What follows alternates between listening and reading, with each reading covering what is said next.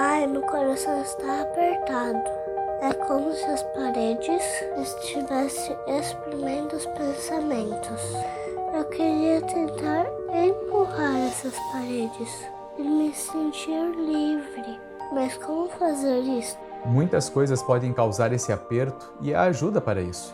No Salmo 4, Davi descreve um sentimento muito similar ao seu.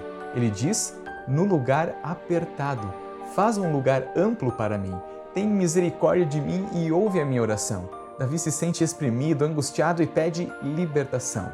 E alguém ajudou ele? Ele buscou ajuda em Deus. E veja como ele termina o salmo: "Mais alegria me puseste no coração e me fazes repousar seguro." Davi retrata a angústia e a alegria lado a lado. Embora sejam sentimentos contrários, pela graça de Deus, no meio da angústia, há alegria e repouso. Então basta orar e Deus me encherá de alegria?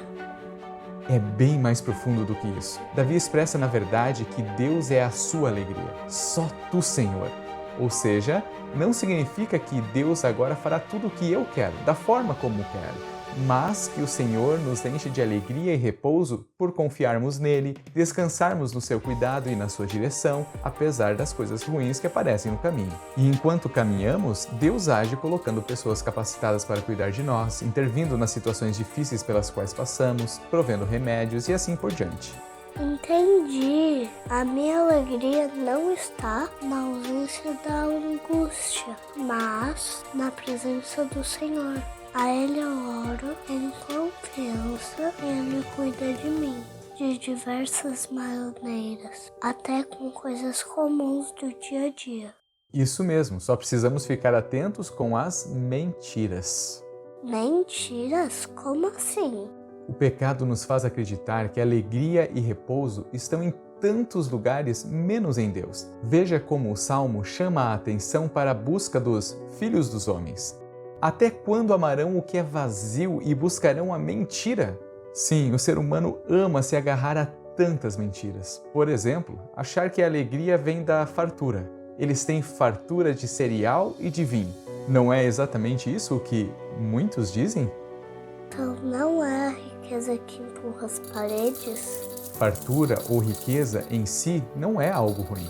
O problema é achar que isso é a solução para tudo. Ela é uma bênção que Deus concede, mas ela não é a fonte, ela não é Deus. E não é só isso. Em Atos capítulo 3, vemos uma multidão correndo atrás dos apóstolos para verem milagres. Todo o povo perplexo correu para junto deles. Mas, ao invés de milagres, Pedro quer dirigir os olhos deles para o autor da vida, Jesus. Deus faz milagres, mas o foco não é o milagre. O milagre pode até se tornar mais uma fonte vazia. De tanto buscar as fontes vazias, eles traíram e negaram diante de Pilatos o autor da vida. Por isso, o apóstolo quer que eles arrependam-se e se convertam.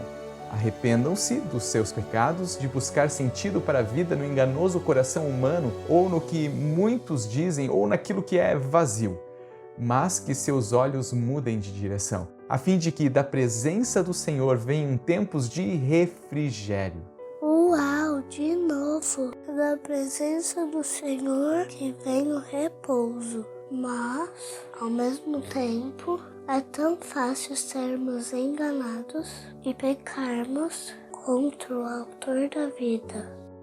É por isso que o apóstolo João diz: "Filhinhos, não se deixem enganar por ninguém." E nesse texto, as mentiras que desviam o olhar de Jesus são diferentes.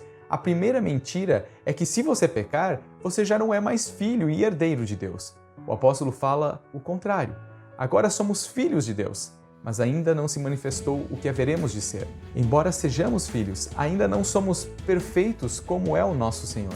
Por isso, Ele, Jesus, se manifestou para tirar os pecados. A segunda mentira é que se Jesus perdoa os pecados, podemos pecar à vontade.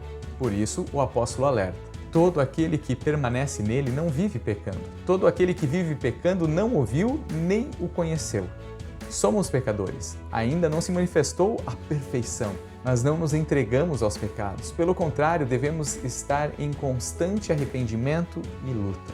A essas duas mentiras, João responde com entusiasmo: Vejam que grande amor o Pai nos tem concedido, a ponto de sermos chamados filhos de Deus e, de fato, somos filhos de Deus. Nós somos filhos de Deus, de fato, por causa do grande amor de Deus, por causa do perdão de Jesus. Agora, buscamos viver como filhos, dando ouvidos à palavra do Senhor e não ao que muitos dizem ou o que o coração diz. Ainda bem que o amor de Deus é tão grande que Ele me ajude a viver como filha dele. E Ele ajuda, assim como Ele ajudou os discípulos de Jesus que, após a sua morte, estavam tristes e com medo. Afinal, o Mestre tinha morrido, havia ameaça contra a vida deles e ainda estavam dizendo que Jesus era uma mentira, pois morreu numa cruz. Será que aquilo que muitos diziam era verdade? Mas Jesus entra na sala e empurra as paredes, abre um amplo espaço. Jesus apareceu no meio deles e lhes disse: "Que a paz esteja com vocês." Eles ficaram assustados e com medo. E ao mesmo tempo estavam cheios de alegria e como estavam admirados. Jesus é a paz, alegria, repouso, não só por Ele suprir nossas necessidades corporais e financeiras, não só por fazer alguns milagres, muito mais profundo do que isso, porque o Cristo tinha de sofrer, ressuscitar dentre os mortos no terceiro dia e que em seu nome se pregasse arrependimento para a remissão de pecados a todas as nações. A profunda paz de Jesus vem da remissão de pecados que Jesus conquistou. O Senhor que por ti morreu está vivo e quer te dar a sua paz hoje. E Ele faz isso por meio das testemunhas que são enviadas pela promessa de meu Pai para anunciar o perdão. É assim que estamos em paz com Deus, o Autor da vida, e estamos certos de que Ele é o nosso repouso. Que Deus empurre as paredes que nos sufocam com a mensagem do perdão, da ressurreição e da restauração de todas as coisas. Muito obrigado, Senhor Jesus, por eu ser tua filha e por cuidares de mim. Tu és a minha alegria, a tu, Senhor, me fazes repousar segura. Amém.